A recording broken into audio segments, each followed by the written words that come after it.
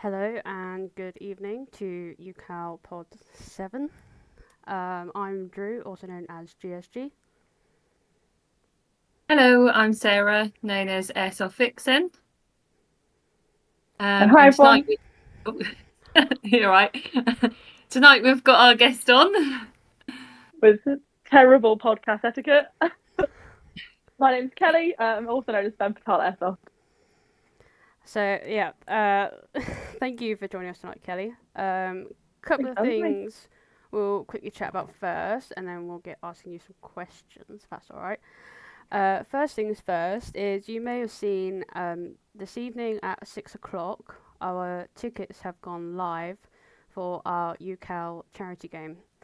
So this is being held on the 6th and 7th of July at Skirmish Wickham. The chosen charity is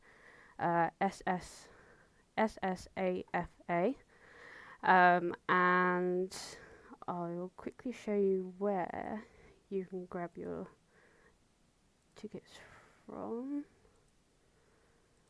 or not, because that does not want to work currently. Ignore that. So the link, if you go onto UKAL Instagram or Facebook, you'll see on our story there's a link there, and you can click on that, and that'll take you to the tickets to buy. So there is a limited amount available, so make sure you get in there quick. And camping's also available. All the information's on there. Any questions you have for us, please drop us a message.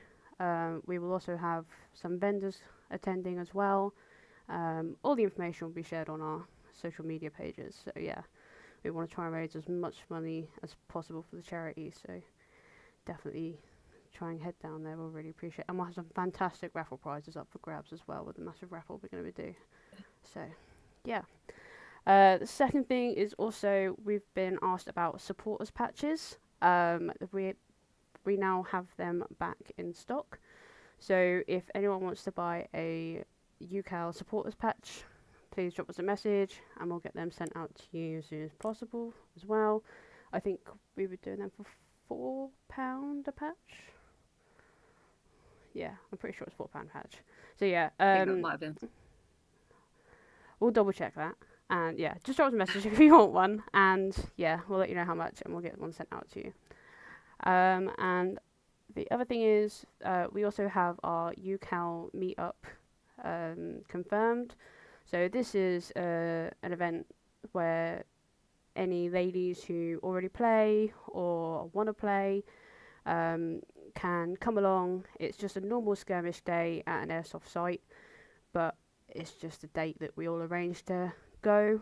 So you'll know there'll be other ladies there, and they'll make you feel really comfortable and welcome. You can ask any airsoft questions you have. So yeah, that's our next one at Green Ops in Liphook on the 18th of February. Obviously, because it's a normal skirmish day, anyone can attend as well. So if you want to meet some of the ladies, then yeah, feel free to attend. So yeah, Kelly, we have you with us for this evening. Thanks for having me. Oh, I really appreciate it. So we've got a couple of questions lined up for you, if that's all right, just to sort of chat about Oh. you and airsoft. First one is, how is your airsoft journey going? So I think recently I've actually had a big epiphany. That sounds like crackhead talk, I'm aware, but about where I want to go with airsoft. So for the last, I've been playing airsoft for like 10 years, which is a long time, and I've been creating content for the same amount of time because I started creating content almost immediately after I started playing. Um, and there's been periods of time where I've not played as much, but I've created content in that time as well. But now I'm kind of like, I really want to get back to just playing. Like I played, I think it was last weekend. My friend Blake came over from Texas for my birthday. We played HC2 in Birmingham, and generally it was such a fun day. And I think HC2 also has a really great community around it, so everyone's dead fun to play with. The sportsmanship's quite nice. Like there's no just shitty energy or anything. So I think with that, it's actually made me feel like I really want to play more. But also the problem with that is it is the middle of winter and I don't like playing outside. There is that. I will absolutely admit I am a fair weather airsofter. I like being inside. I like being warm. I like being dry. But yeah, I think that's what I want to do from going forward. I want to make sure I play a lot more and get more involved with the community because I took a step back last year because I had a whole world of shit going on. So I'm just like, community engagement, I want to do that more. And I also want to play more as well. That would be nice this year. I get that Yeah, feeling. that sounds good. I haven't played for like 3 months, and even just that is just horrendous. Yeah. Yeah, and luckily I got my fix Sunday just gone, so I was like, yeah, I feel better now. I'm back into it. But, back into it. I feel like life gets in the way, especially when you're like you get into like your sort of late 20s, early 30s, like you're doing house moves and there's babies and weddings and all that sort of stuff and new jobs, big girl jobs, you know. So it's kind of like life just gets in the way a little bit. I agree. Definitely. I'm raring to get back to the next game. Yeah, ready to go. No, that's That's cool. why I'm like not in my usual setting. And it's just like, oh, I can't wait to play again. I just want to get back to it. I feel like playing also reminds you of why you started playing airsoft in the first place. Just banter and quality time shooting people in the bum, because that's the optimal shot. Bum shots are always the best shot. They always leave a mark. People do I the little find. dance. Sarah, have you got the next question? Have you ever done a milsim, and what was your experience of it like? I think I played my first milsim in 2015, which was a long time ago, and that was by a company called Warzone. They don't run events anymore. I think they shut down in like 2018, 2017. But since that was my very first one, and that was a trial by fire. I played at Bridge, and if anyone's played Bridge, they will know that as soon as you move across the cattle grid, it doesn't matter how sunny it is in the village, it's pissing it down rain. Like it's cold, it's wet. The wind is sideways, the rain is sideways.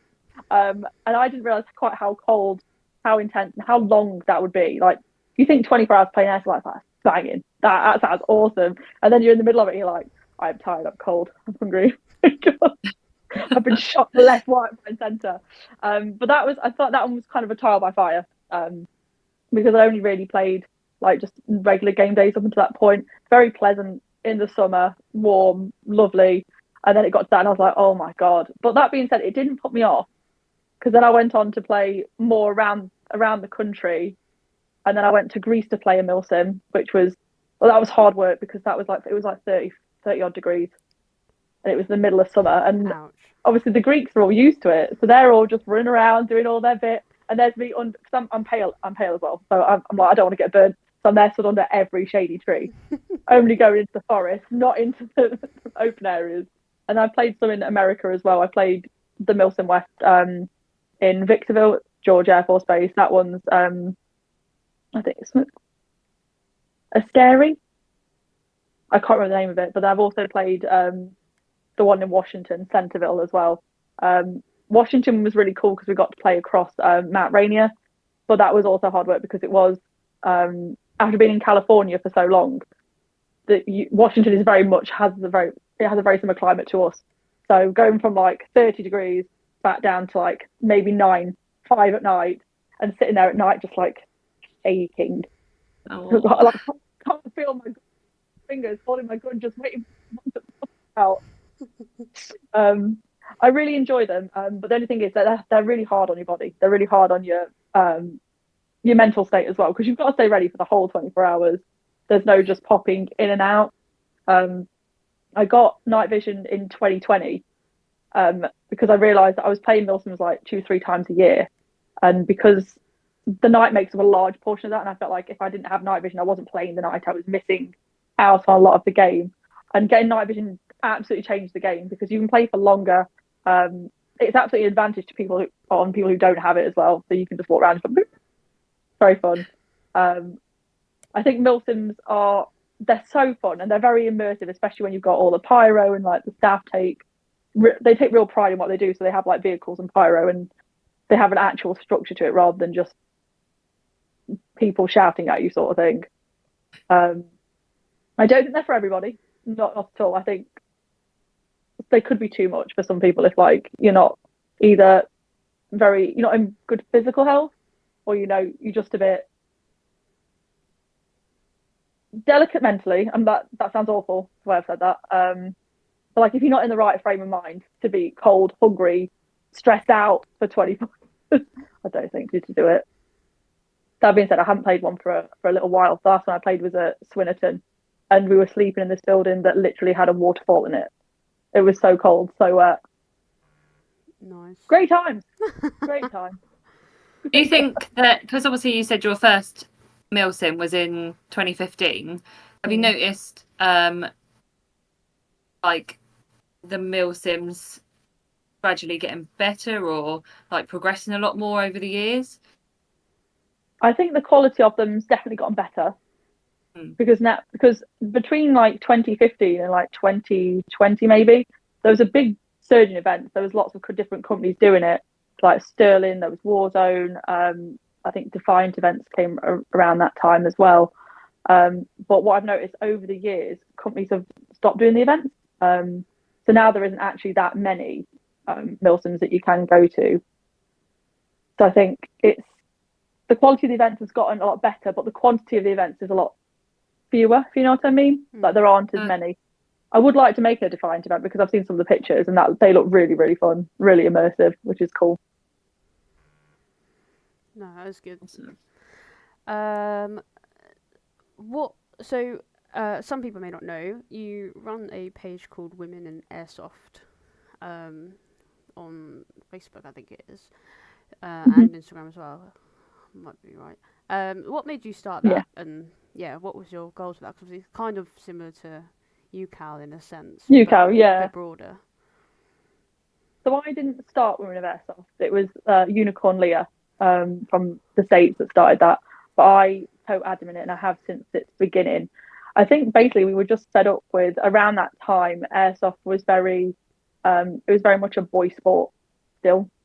And we just wanted a place where we could have like a private group just where we could chat about kit, about things going on, events that we were all going to. I know there was a little bit of backlash when we first started it, only because people were like, it's not needed.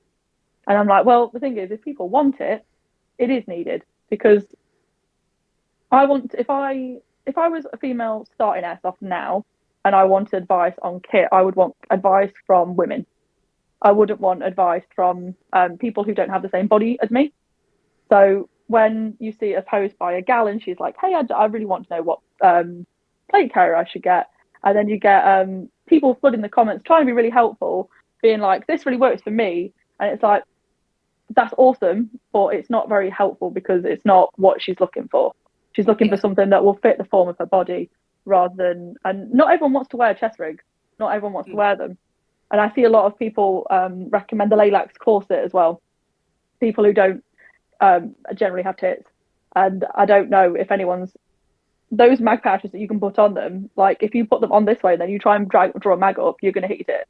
No one wants that. No one wants that in an airsoft game. No. Like I do have a Laylax corset, but I mount the mags upside down because they have those really tight retention mags, and pulling them down is way better than pulling them up. But that's the reason we originally started. We wanted to connect. We wanted to make sure we had a place where we could all chat about things that were super relevant to us and tailored to our experience of airsoft. And it's brought a lot of women together. We don't have that many regular meets. We don't have regular meets like you guys. We usually have one at the NAF, and it always gets pretty litty. We're always dancing on tables and stuff. If you've ever seen us, I apologise. But it's a very fun time. We're a great time. That's really it is very similar to the UKAL. Really similar to UKAL. I remember when I come across it, I was just like, oh, this is so cool. There's other ladies out there, and I think it must have been around the time that I started, or a year or two before or after, sorry. And it was just pretty cool. And say it was nice because it's global as well, and knowing that you guys meet up at NAF, which was quite nice. And luckily I got to do that last year briefly. So that was good. I think it's really important to have representation. I know some people think that might be a little bit too woke or whatever, but I think if you like, the only reason I wanted to start airsoft, my boyfriend at the time, ex-boyfriend, wanted me to start airsofting, but when I looked at it, I was like, this doesn't look like I'd enjoy it. But then I saw women doing it and had really cool loadouts, and I'm like, actually, do you know what? Yeah, I could do that. That looks really cool. So I think having representation in sports and media actually really, really helps, because if there's women out there who want to play but are a little bit hesitant about it, if they see other women playing, they're going to be like, hell yeah, let's give it a go. And also, Gives them that confidence boost, really, doesn't it? yeah. And also meeting up with like 20 odd gals, having a little bit of a drinky drink, you know, a little shooty shoot. That's banging. Community is also really, really important. I think some people forget that, like, you need representation, you need community, because otherwise the sport's kind of hollow without it, I think. I like that. That's cool. I say it sounds quite I, similar to. I often. Oh, sorry. No, that's right. I was going to say it sounds very similar to why we set up UKAL. Yeah, yeah. And I do often hear a lot of people say like their favourite part of airsoft is the community aspect of it as well. So I definitely agree that that is like an important factor, because that seems to be quite a common thing people say.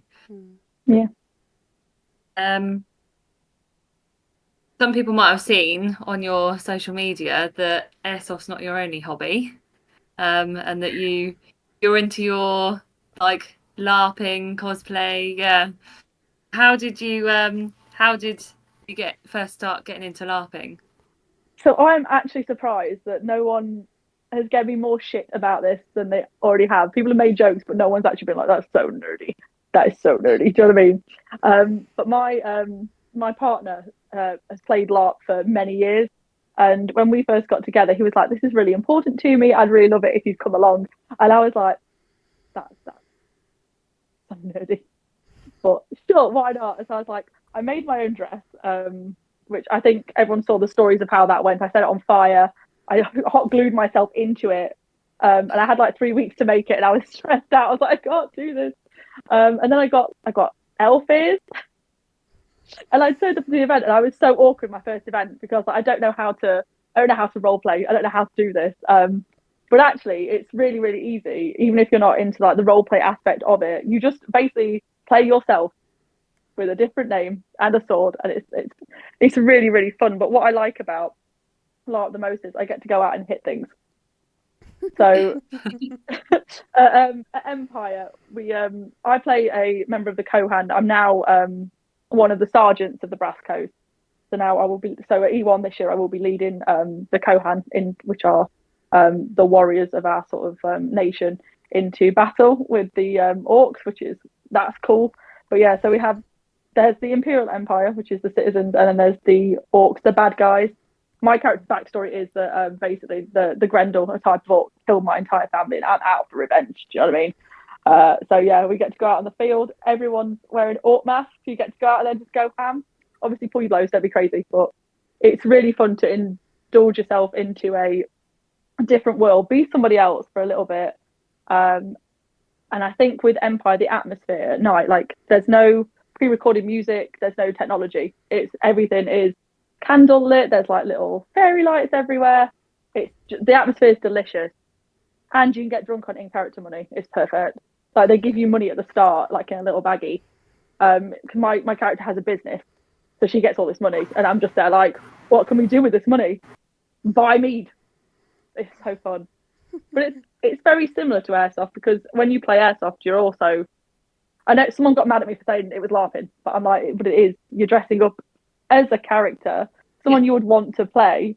And there's nothing wrong with LARPing. Like, I LARP play airsoft, I play D&D. Like, when I was like, that's so nerdy, I'm like, I am a nerd, and it's okay. Like, we can admit it now. If I like back in school, I was bullied for it, but now it's cool. Now it's cool to be a D&D nerd. So I love D&D. I play D&D as well, but I've not tried LARPing.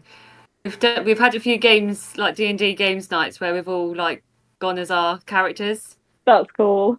But we've just been like, it probably sound really weird, sat around my mates like round a table playing D&D dressed as like characters. Yeah. I've never done it, to be no fair. Hoping that I don't get pulled over in the car on the way there, sort of thing. Like they're going to think I'm really weird. You just say like, hello. Like, oh. Just average fry. It's something I've wanted to Generally, do, to be fair. You should. I think with LARP, I'm like, everyone should give it a try, because the community is so inclusive and very accepting, and everyone's really, really friendly and kind. The events there's loads up and down the country. There's like the one I attend is Profound Decisions, but there's ILARP and stuff, so it's everywhere. And I think if you go, just completely go with a very open mind. It's always got to be an open mind, but just immerse yourself in it. And if someone says to you, "Do you want to drink alcohol out of a horn?" you say no. That is my biggest piece of advice. Just say no. You don't want to drink out of the horn. You don't want to join a cult. Okay. I'll remember that if I ever give it a go. If a man comes up to you, a stranger, it's stranger danger. My brain already, when it happened, my brain was like, no, don't drink out the horn. Nothing bad happened apart from the fact I had a really severe hangover. But don't mix your drinks, kids. Don't mix your drinks. That's great. Okay. A question Alex actually had for you. She can't join us tonight, but she wanted to ask you, if you won the lottery, would you get an airsoft site? And if so, what would that site look like? I feel like if you'd asked me 10 years ago that question, I would have been like, smash, yes. But now, 10 years in, I'm like, no, I would retire in the Bahamas with a nice little like, it depends how much money you want, of course, but like a nice little yacht, do you know what I mean? But for the purposes of this, if I was to buy an airsoft site, I've ran events and ran sites before, and I think the biggest thing about it is I want the site to play well. There's a few sites in the UK where I think there's a lot of clusterfuck areas where you just can't get, like, it's just a constant this all the time, and you don't really want that. You want the option to go around, be able to move and flow, and be able to sneak up on people, shoot them in the bum, face them head on, of course. I think if I did have one, it would be I would want a very big warehouse that was basically had streets inside of it with cars that you could fight over, fight through, jump on, like not being crazy or anything. No windshields for that reason. But have like shop fronts, buildings, like have things inside it, have it fully kitted out, like fully decorated, not just a plywood warehouse. I've got in my head like Men in Black type training arena type thing. Yeah, like everything's still in there. Like you've got fridges, not with food in or anything, but maybe plastic cartons of food. You've got shop tills. Like it's like you feel like you're in an immersed street, an immersive world. That would be really cool. I'm not sure like how much that would cost. I feel like that's probably the reason no one's actually done it to the level. I know there's a couple of sites in the UK where they have like a road system and cars indoors. I know there is. But like my idea is a street, a full-on English high street with a road down it and some cars. And I don't know how much that would cost. But obviously, if you won the lottery, the cost would be no issue. So you could have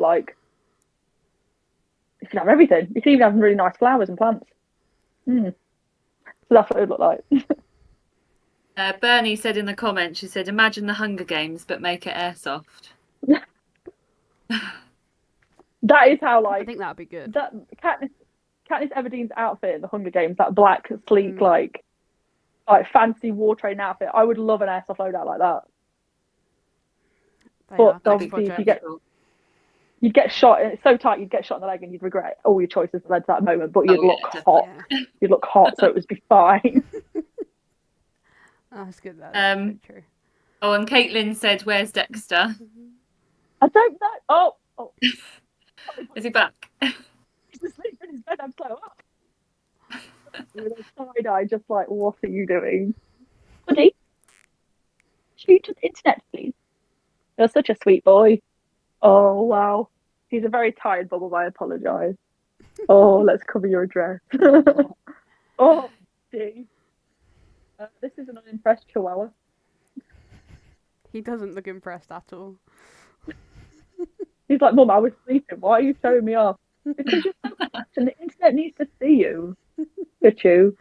You need to also tell everyone that chihuahuas are not complete dickheads, just little dickheads. He's such a sweet boy.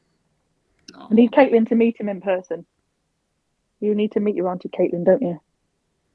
Yeah. Obviously, we were saying how you've played in the US before. How would you sort of compare playing in the US to playing in the UK? Is there like quite a lot of differences, or? I think so, because with the speed soft is way more prevalent than it is here. Like, there's definitely still speed softers here, but indoors in the States, I've played at a few outdoor fields in the States, but even so, then like Hollywood Sports Park in California, it's an outdoor site, but it has like a kind of speed soft vibe. I think speed soft over there is really prevalent, and they're all about it. So I think that's quite different. So over here, I feel like we like a bit of chill soft. Okay. Like everyone's playing, everyone's having a good time. Some people want to go balls to the wall ham, and that is absolutely fine. But I think a lot of people are just happy to having the experience and just go around shooting some people, having a good day. I think we'd say it's a lot more competitive in America. Everyone just wants to get as many kills as possible, as fast as possible, which actually sometimes stresses me out. I'm like, whoa, everybody. But it is really fun. The community over there is a lot different as well. Like, I think over here, the community is quite mature. Like, you see a few kids here and there playing, but it's definitely a more over 18 sport. Most of the people you see at airsoft sites are adults. In the States, there's a lot of young kids, which is I think one of the reasons why they have the bang rule, because yeah, no one wants to shoot a kid that close in the face, or in the face at all. Really, that's a bit mean. But but yeah, there is definitely a difference.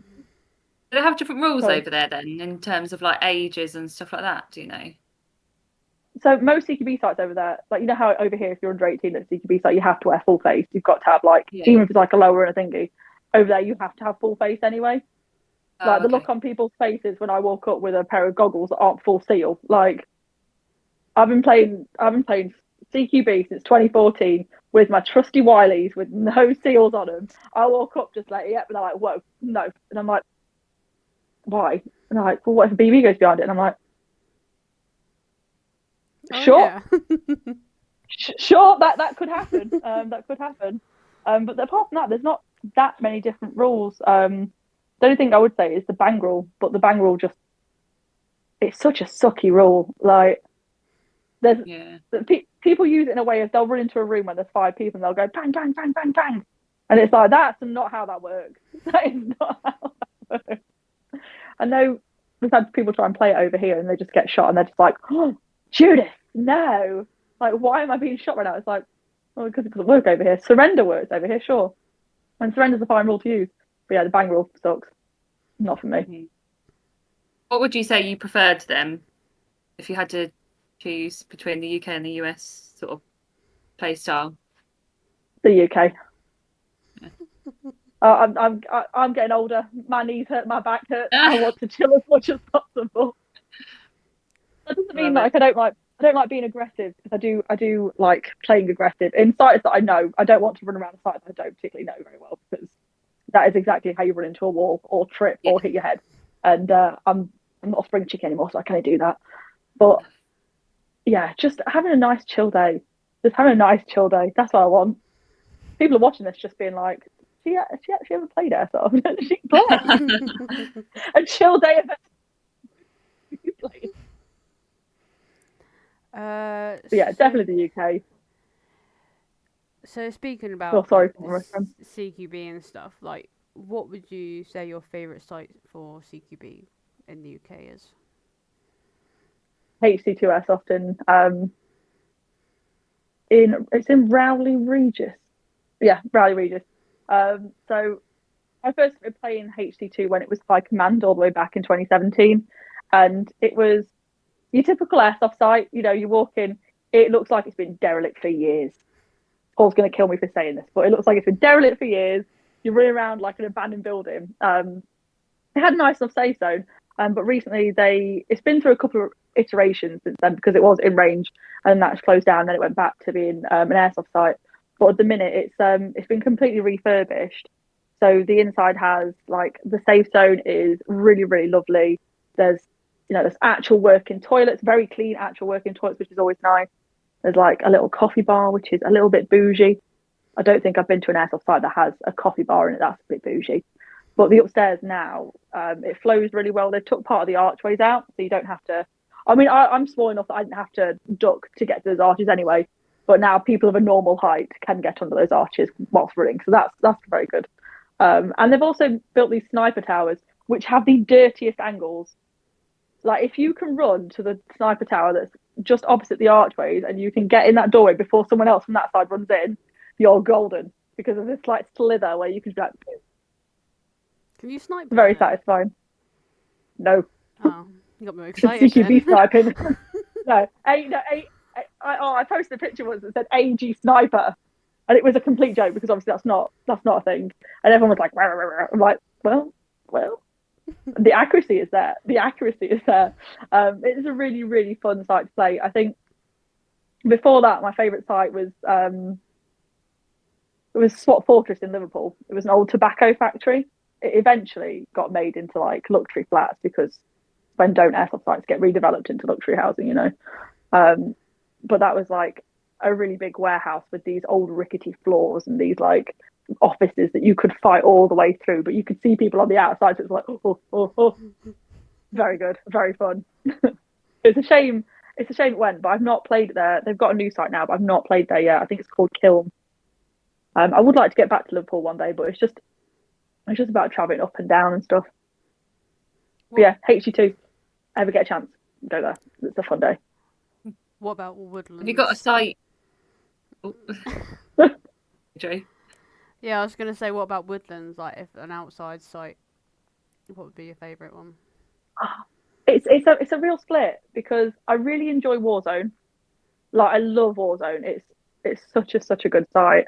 All the buildings are really cool to fight over, and especially now they've done that container village that's like all the way over. I've not played it yet, but I've seen the pictures and I'm just like, that looks delicious. That looks so good. The only thing with Warzone is the track. The track gave me like nightmares driving down there. But I've been told they fixed it, so that's awesome. But I really, really love Warzone, but I also really love so Warzone's Coventry, but I really love Red Alert in Newbury. Red Alert is such a fun site, especially when they get the vehicles out and you can like play the game where you have to like follow the vehicle up through the site. That's really cool. I've had many good days there, and it's really lovely when it's nice and sunny and like the ground's dry and delicious. No rain. I'm not a rainy gal. I think the last time we played there, it was pissing down rain all day, and I came out looking like a drowned rat, and I was just like, oh, it's fine. 2-hour drive home in the cold, wet. Yeah, those would be my choices, I think. I'd like to get to see more woodland sites this year, definitely. Obviously, as soon as it gets to summertime. Important. Have you got a site that you haven't played before but you really want to? Level 2. I hear so many good things about Level 2. A lot of my friends up north play it because I think it's near Leeds or Manchester. Manchester, isn't it? Yeah, Or like outskirts of? If anyone's watching and you're like, Leeds is nowhere near Manchester, I'm aware my geography is just terrible. But I think Level 2, from the pictures and all like the feedback and stuff, I'm like, that looks like a really, really cool site to play. And I'd also like to play the new depot in Scotland. There's the old one that was, I think it was somewhere near Glasgow. Me and Leah played it in 2019, but we went up there and it's like an old like factory and it's got so many different floors to it. And each different floor has its own vibe, and one's dark and then one's light, and it's like just such a mind fuck for the senses. Oh, it was so good. But they've got a new site, and I'd like to play there, definitely. But also, it is an 8-hour drive, so yeah, it's a long way. Got to make a weekend of it. So that means you've got to go into Edinburgh city centre. You've got to get yourself a room. You've got to get yourself some nice drinks. You've got to visit Frankenstein's bar and see the little Frankenstein lower down and sit up and scream and then go back down.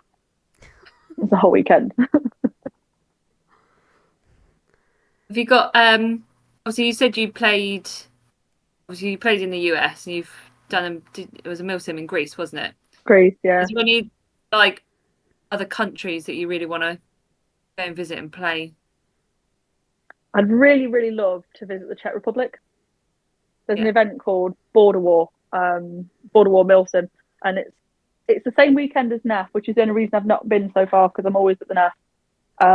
But there's like, I'm not sure how many people there are, but there's so many people there. It's really busy. They've got so many vehicles, and they've got like proper command structures, and I'm just like, that looks sick. It's also been voted like best event with over so many people for like in the Popular Airsoft Awards for like the last 10 years or something. They've got 10 awards. So I'm like, it must be a good event. It must be a good event. But I'm not sure, because I've travelled extensively for airsoft, but I don't normally take my guns with me because one, I'm super paranoid about losing them in transit. I did see someone write on Reddit the other day that they took their airsoft gun from Hong Kong to Moscow, but they stopped over in a Middle Eastern country on the way where airsoft isn't legal, Qatar, where airsoft isn't legal. And they showed the guy at the customs, like the TSA, so the Transport something America, Transport Service for America, showed them their rules. And the people there they didn't give a shit because, oh, well, it's not there because it's not our country. And he was like, I can't believe it. And I'm like, I mean, that's the level. I don't want to ever lose my airsoft guns in transit. That scares me a lot because I'm like, well, they're really expensive and they're very nice. So I normally I normally borrow from friends or I'll rent something while I'm there. That's fair enough. But I think for border war, because it's a milsim, I'd like to take all my own stuff. Like I'd like to take my helmet and my night vision, but I'm scared of taking that out of the country just in case it doesn't get back in. Because that's an expensive mistake to make, isn't it? Yeah, definitely. But I'm like, how do we get over there? Like, can we drive? But then I've looked at the driving route, and the driving route's crazy long. But then there's a ferry, and I'm like, oh, we could take a ferry. But then also, do I want to drive in Europe? There is that. I've driven in Europe a few times, and it's always a little bit stressful. It's not my favourite. But yeah, I think definitely the Czech Republic. I've played in France before, and that was really, really fun. I would like to go back to play that, and I'd like to go and visit Sweden as well. Because there was a few years ago, there was a couple of girls that I don't think one of them's still on social media, but the other one isn't. And they used to play at this site that was like an old warehouse, but had a really cool vibe to it, and there was always snow.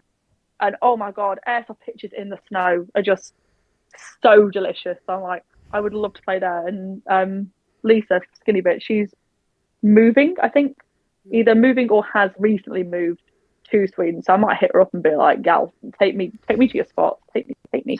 I want to go, but then also taking your airsoft guns. Panic.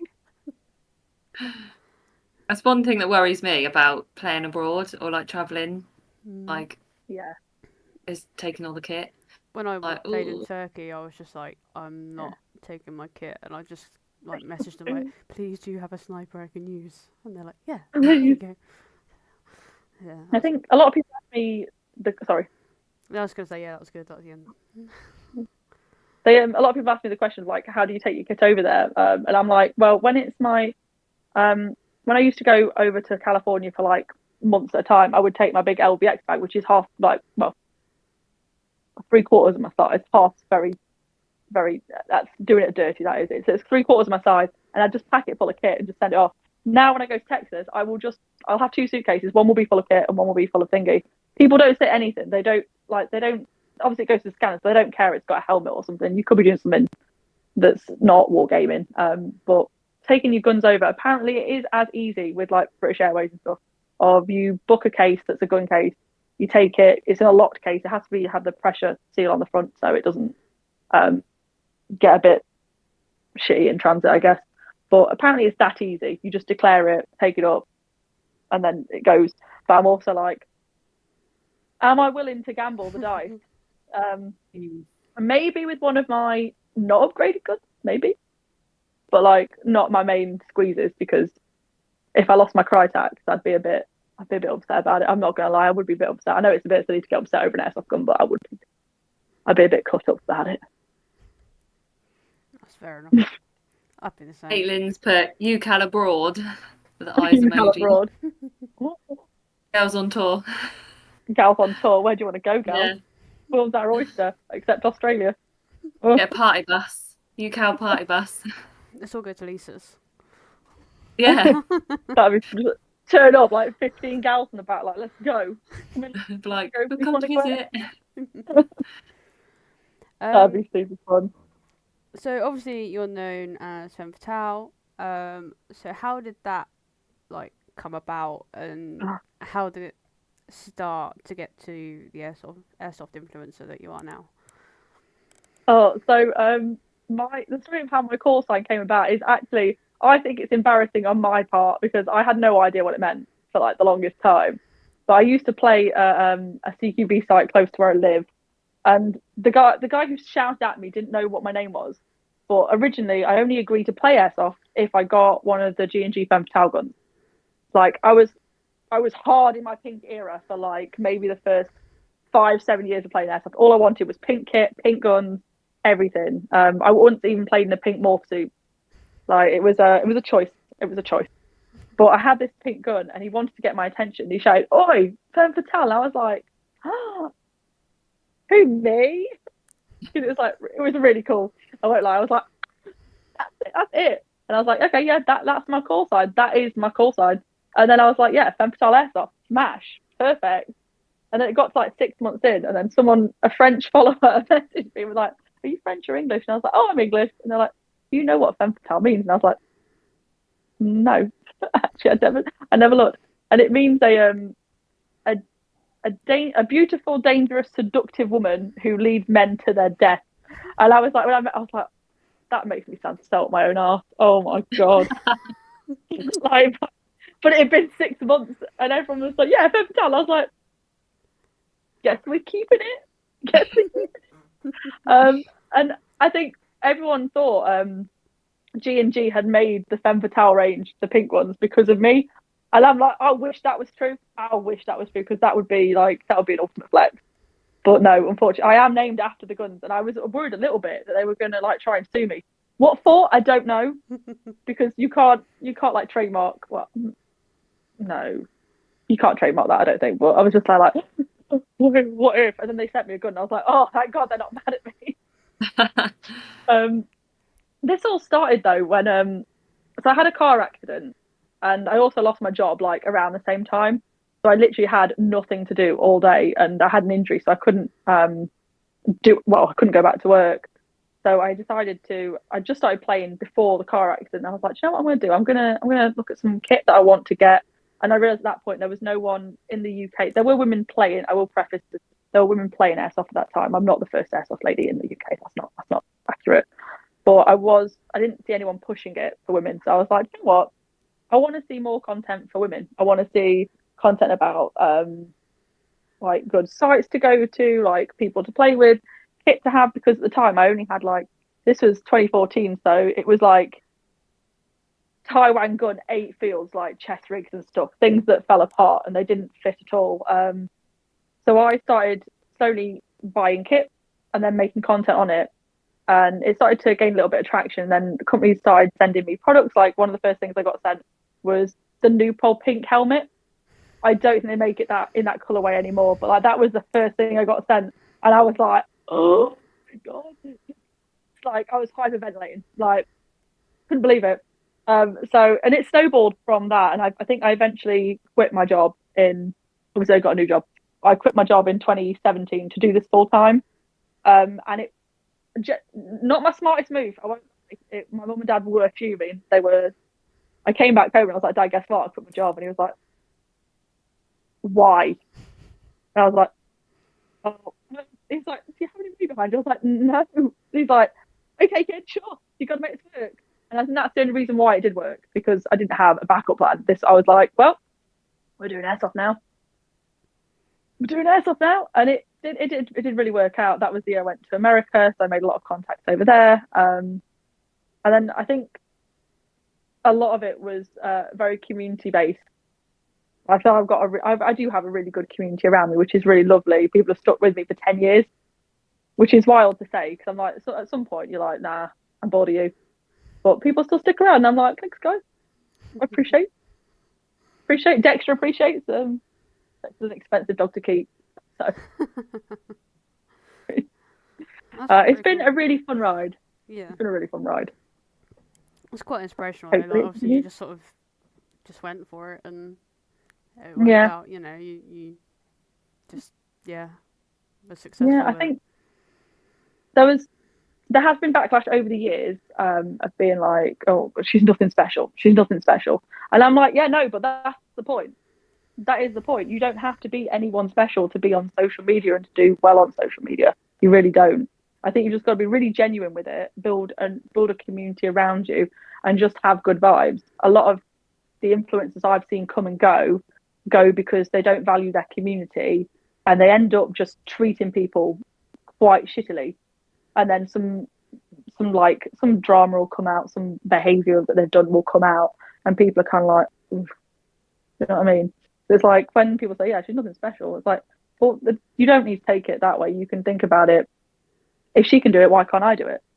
Yeah. Like, how can I also do that? Because I think one of the reasons Femme Fatale has been as successful as it is because when I started, it was the right time. There wasn't many women pushing airsoft, and it was very male dominated. It obviously still is, but it wasn't as hard to stand out as it is now.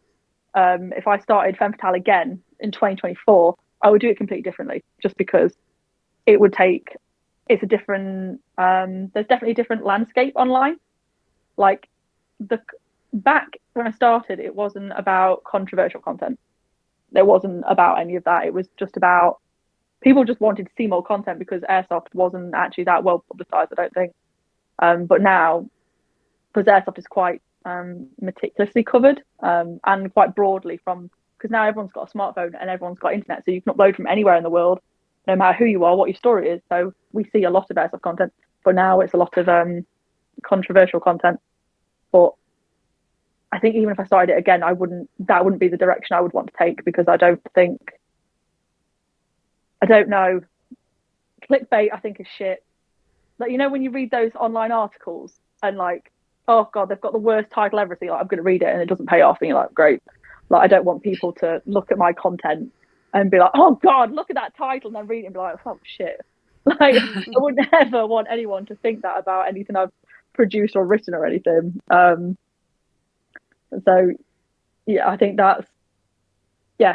community is really important. Controversy, like, if that's the way you want to go, that's where you want to go. But it's definitely not how I would rebuild if I was to do it all over again. I'm not sure what I would do differently. I've really enjoyed myself, actually. Looking back at it, I'm like, I've done some really cool things. I've had some really lovely experiences with it. I get to go to really, like, I was thinking about this the other day, and I was like, it isn't actually normal to get on a plane twice a year and to go to all these places. It's not normal. I know, like, social media makes it out that it's totally normal, because you see people going off to Dubai and then off to Australia, and they're off to all these places. It's actually not normal at all. So I am really, really grateful to be able to do it, because then it gives me a lot of chances to meet people that also play differently to me. They have different loadouts, you know, they have different stories. It's very much it's definitely given me a more well-rounded view of the world as well, I think, as well. Yeah, that's nice, because you get to meet people from different backgrounds, which is also really awesome. And I get to try new food. I don't like trying new food because I'm very anxious about everything. But then when you've got like someone's mum screaming at you to eat something, and it's obviously rude in their country if you don't eat it, it's like, I'll eat it. And I discovered something I really like. I once got sauerkraut shoved in my mouth in Poland on an airsoft trip. It was aggressive. And pierogi, actually. It was really aggressive. But do you know what? I really like sauerkraut and I really like pierogi. So, good vibes, always. I love it. That's great. I still wouldn't eat it. I just be like, no. But no, thank you. No, like, it was Magda. It was the Magda that shoved the pierogi in my mouth because I was just stressed. I was like, I can't eat this. And she was like, oh. Actually, every time I've gone back to Poland since, I've had pierogi. Particularly the Ruski, because it's got cheese and potatoes in. Very nice. The sauerkraut was my boss's wife. Oh. She was just like, eat it. And I was like, I can't say no. I don't want to say no to you. So, no, I'll eat it. And it was actually really nice. Apparently, it's really good for your gut health, too. That's a useless fact that I learned whilst watching a health show the other day. Every day's learning day. I think We have got a question in the comments. Sorry, my camera went a bit weird then. So I'm probably now like catching up.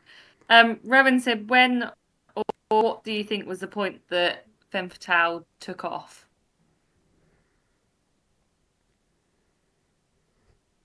It's 2017. It was 2017. It was when I visited the States for the first time with to go see Unicorn Leah with Jet Desert Fox. Um, I was very, very lucky that, like, so how this all occurred, like when I went to the States for the first time, I'd never flown abroad before on my own. I'd never flown internationally, and I turned up and I was speaking to the guy at customs, and he was quite hard on me. He was like, "How do you know these friends?" And I was like, "Oh, I met them on the internet." And he was like, "And you've flown 11 hours across the world to meet people you've never..." And I was like, "I understand. I understand what you're saying to me, and now I think it's a bad idea." But Jet and Leah had me for, I think, 10 weeks the first time I went over there. So it's a long time to have a house guest.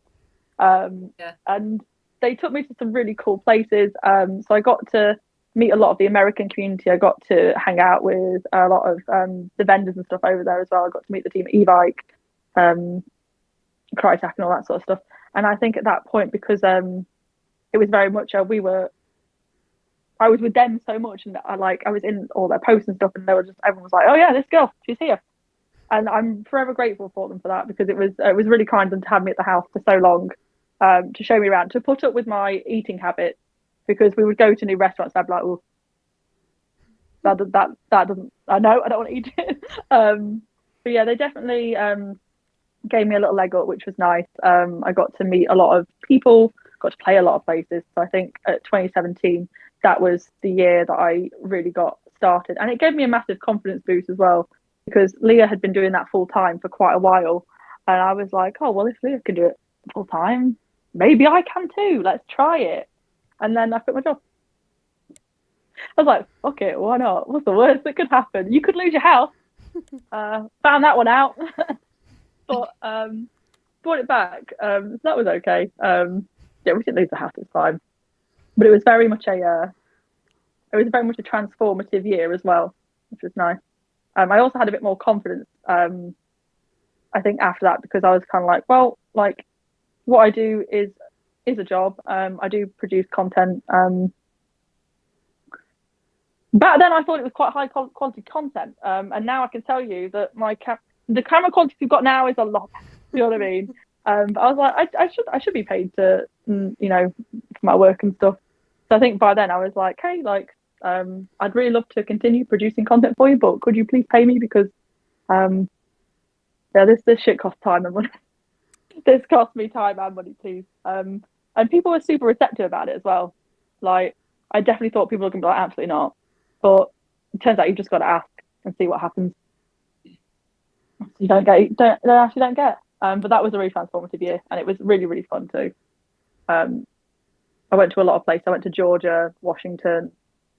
I went to Boston as well. It turns out people in Boston just want to be British, but they don't want to admit it.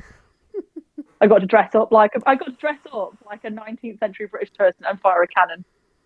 And I was like, wow. I was like, is this? Are you sure you don't want to be British? It's so fun, but it's also a little weird. Such a great time. Thank you for the question, Rowan. Very much appreciated. That's all right. Have you got a piece of kit or item of kit that you would highly recommend to others? Maybe something that you've come across recently that's new out, or something you kind of swear by? Oh, the piece of kit that I would actually recommend the most is the Revolution Race trousers. Just because they're fantastic. I didn't have a great experience with them when I first ordered from them. I will admit that, but they did manage to make it right. But for the longest time, unisex trousers are not truly unisex. They are made to fit the bigger of the sexes, which is men. So they have to fit everyone's bodies. And with that, they're just really weird sizing on women. Like, some trousers can be up to my tits, some trousers can be too low, and it's just a very weird vibe. But I think with the Revolution Race trousers, because they're hiking trousers made to fit women's bodies, they're so comfortable to play airsoft in, and you can put knee pads in them. I have the knee pads for mine. I don't wear them, just because I much prefer to have the like the one, like the Arc'teryx ones, the ones you like strap to your legs, if you can ever find a pair in stock, of course. But I don't know if they're waterproof. I think they're water resistant. but they've got loads of pockets. Some of them have got vents. Like, they fit nicely. You don't feel like a child in your dad's clothes in them, which is essentially what I would like when I put on a pair of trousers. But I think for like, that is my ultimate recommendation. Like, if you're a woman and you're struggling to find trousers to fit, go for some Revolution Race. Go on the website. They've got plenty of. They've got like greens. They've got a tobacco camo which looks like M81. It's quite a fun. It's quite a fun pattern. So they have everything that you would need for your loadout. But yeah, just nice fitting trousers. Nice fitting trousers is all you need. If it was like tactical kit, I have a $60 plate carrier, and I've got a bunch. I've got a lot of. I can't even turn my camera around to show you my kit. I've got like kit cubbies that like all pull out, and they've got like they're packed to the brim of kit, and I've got a lot of different sort of qualities. I've not got anything cry, just because it would make me cry literally spending that much money on a plate carrier. But I've got some pretty expensive kit. But out of everything I've come across, this £60 Wraith, it's a Phantom kit. It's a Wraith T3 plate carrier in desert night camo, and it costs $60. It's already got like plates in it. It's got like a little cummerbund that's elastic. That's a smash. That also is a total smash. That would be my next recommendation. I realise you only asked for one, but you got two. Two for one. That's fine. That's fine by us. Thank you very much. So I love it. we did ask for some questions online on our Instagram page, but we are a bit pressed for time. So I think we've covered most of them anyway. Yeah, definitely. But yeah, so next up we have our usual UKAL player of the pod, and this podcast, I always want to say this week, but we don't do it weekly, so it's like what? So this podcast, Laurie Richards Airsoft has been nominated. So congratulations, Laurie. I think I've met you once at our charity game last year, but I think Sarah knows a little bit more about your style. Yeah. I mean, I first met Laurie at Gunman Midlands when I visited there for one of our UKAL meets, and again when she was at our charity event. But I've spoken to Laurie. She's absolutely lovely. She's a lovely girl. She likes getting stuck in, and she loves having a dress up as well. I was dressing up.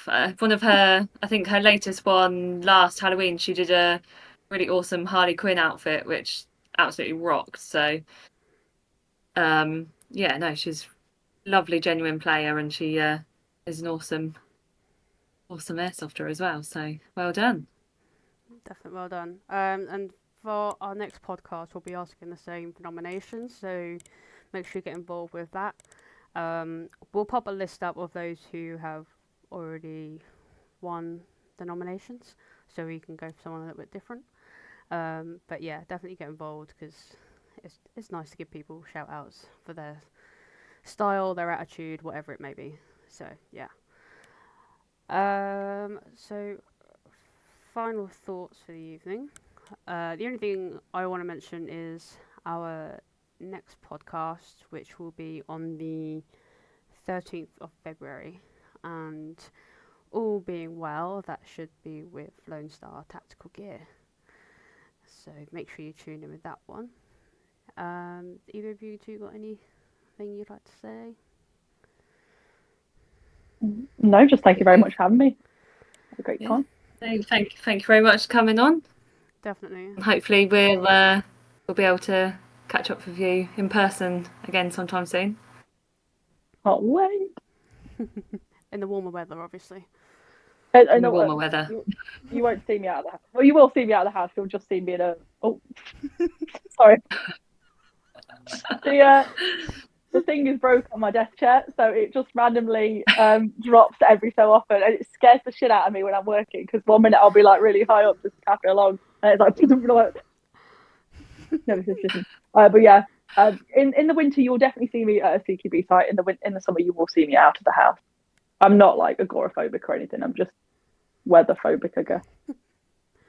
I'll bring a hot water bottle if it's a bit chilly. Oh. I took a hot water bottle to a Milsim, and it was the best thing ever. like put it in my coat, just running around shooting people with this water bottle. It was phenomenal. Stunning behaviour. But yeah, no, really, really appreciate you coming on and chatting to us about, well, a bit of everything really. So yeah, Everything. Got many facts. Many facts were delivered. definitely.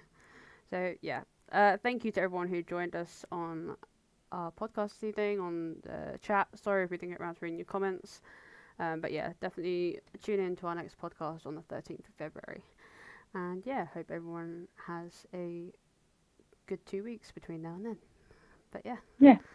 See you all later.